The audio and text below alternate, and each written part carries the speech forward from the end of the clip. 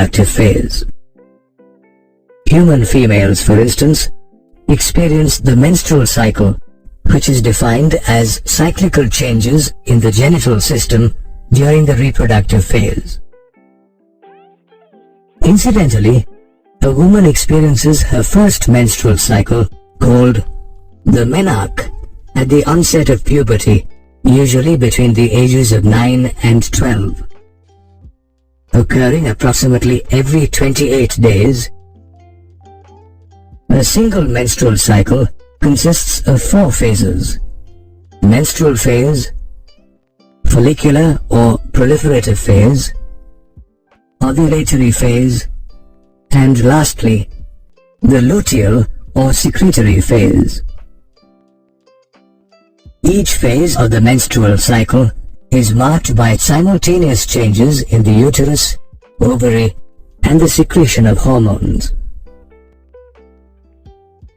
For instance, during the menstrual phase, the endometrial lining of the uterus and its blood vessels break down and mix with blood, mucus, and other cell debris to form menses. The menses are discharged through the vagina as menstruation or menstrual flow, which lasts for 3 to 5 days from the beginning of the menstrual cycle.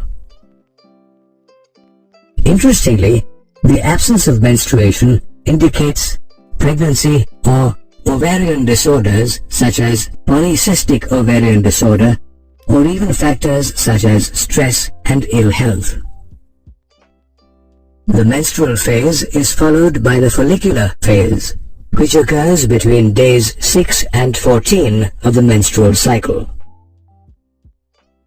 During this phase, the primary follicle in the ovary matures into a Graafian follicle.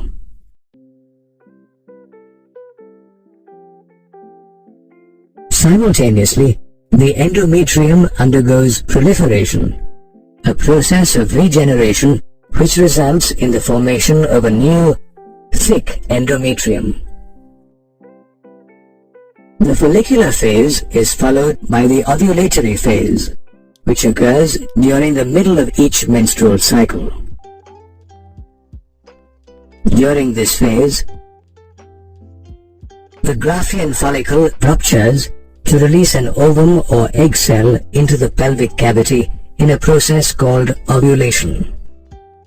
The ovulatory phase is succeeded by the luteal or secretory phase, the last phase of the menstrual cycle, which occurs between days 16 and 28 of the menstrual cycle. This phase sees the transformation of the remaining Graafian follicle into a yellow mass called the corpus luteum. The endometrium too thickens, and its blood vessels become coiled and enlarged. Interestingly, the endometrium and corpus luteum play a vital role during the early stages of conception. For instance, a fertilized egg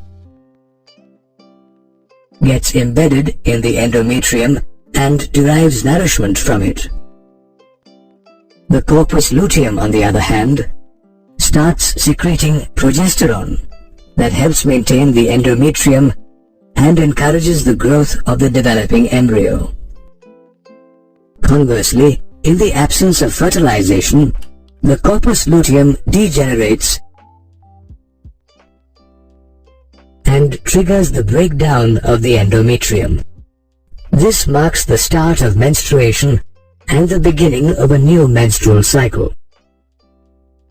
Did you know that the phases of the menstrual cycle are controlled by the interplay of different hormones secreted by the ovary and the pituitary gland? At the onset of menses, the anterior pituitary gland increases the secretion of the two gonadotropic hormones, luteinizing hormone or LH and follicle-stimulating hormone or FSH that simulate the development of primary follicles. However, The amount of estrogen and progesterone released by the ovary during this time is less, which causes the thinning of the endometrium.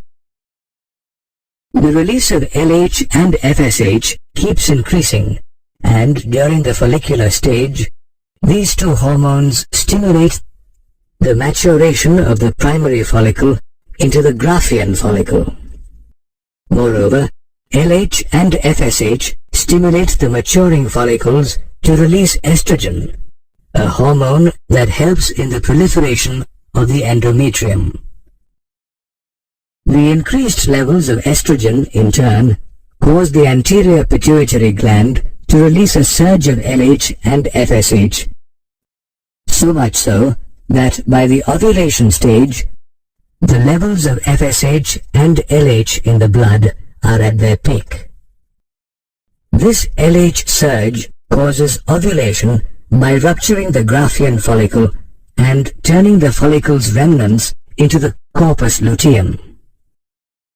The estrogen level in the body too reaches its peak, and we see a gradual thickening of the endometrium.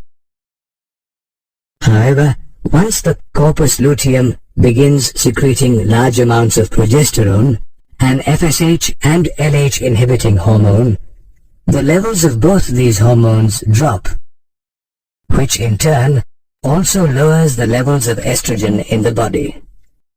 However, the endometrium continues to thicken because of an increase in the level of progesterone. Incidentally, the corpus luteum will keep secreting progesterone if a fertilized egg gets embedded in the endometrium.